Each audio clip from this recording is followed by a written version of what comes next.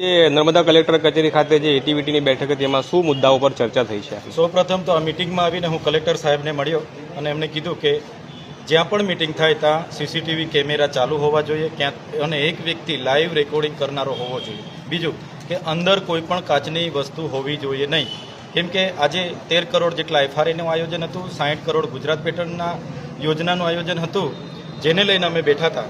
પણ આયોજનમાં કલેક્ટર સાહેબ અધ્યક્ષ હતા, એમને મેં રજૂઆત કરી છે. આયોજનમાં દર વર્ષની જેમ આ વર્ષે પણ બહારની એજન્સીઓ કોન્ટ્રાક્ટરોના બિનજરૂરી કામો મંજૂર કરી દેવામાં આવ્યા છે.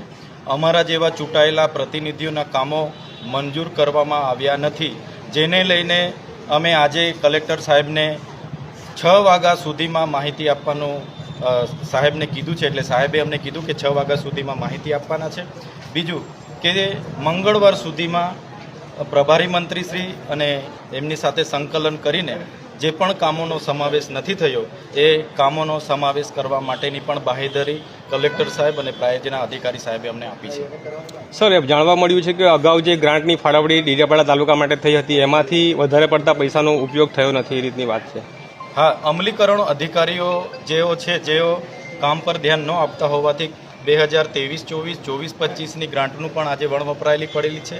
બીજું કે આજના જે આયોજનમાં પ્રથમ દ્રષ્ટિએ ધ્યાન પર આવેલું છે તે અમલીકરણ અધિકારીઓએ બહારના કોન્ટ્રાક્ટરોએ સાથે મળીને ચૂંટાયેલા પ્રતિનિધિઓને નજરઅંદાજ કરીને બારોબાર આયોજનો તૈયાર કરી દીધા છે.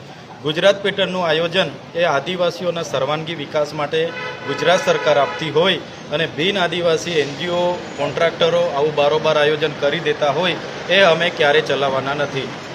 સર, અગાઉ આપે કોઈ કામોની માંગણી કરી હોય આપના મત વિસ્તારમાં અને તેનો સમાવેશ ના થયો હોય એવા કોઈ કામો ખરા? હા, અમે અગાઉની મિટિંગમાં ગુજરાત પેટર્નમાં જે માંગણી કરી હતી એમાં થોડા જ કામોનો સમાવેશ કરવામાં આવ્યો છે અને બીજા કોન્ટ્રાક્ટરો અને એનજીઓના કામો લઈ લેવામાં આવ્યા છે. ત્યારે આવનારા દિવસોમાં જો કામોનો સમાવેશ નહીં કરવામાં આવશે તો અમારે જ્યાં પણ ધરણા પર બેસવું પડશે, મોરચો લઈને જવું પડશે, ત્યાં અમે જઈશું.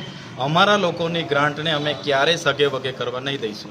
સર, આપે જે માંગણી કરી કે સીસીટીવી રેકોર્ડિંગ પણ જોઈએ અને જે કાચની વસ્તુઓ ન હોવી જોઈએ એ પ્રકારની જે તમે વાત મિટિંગ અગાઉ કરી હતી ત્યારે એના વિશે શું આશ્વાસન મળ્યું છે, શું કાર્યવાહી થઈ? અગાઉ અમે આ જ પ્રકારની એક આયોજનની મિટિંગમાં લેટર મળીએથી બેઠા હતા અને ગયા હતા અને એ આયોજન દરમિયાન જે ઘટના ઘટી હતી અને અમે 80 દિવસ જેલવાસો ભોગવ્યો છે ત્યારે આવી જ રીતના મિટિંગો હોય, દરેક સભ્ય દરેક પદાધિકારી પોતપોતાના કામોનો સમાવેશ બાબતે બોલાચાલી કે ઉગ્રતા વધતી હોય છે ત્યારે જ્યાં પણ આ પ્રકારની મિટિંગ હોય ત્યાં સીસીટીવી કેમેરા ચાલુ હાલતમાં વિડીયો રેકોર્ડિંગ કરનાર માહિતી નિયામકના એક અધિકારી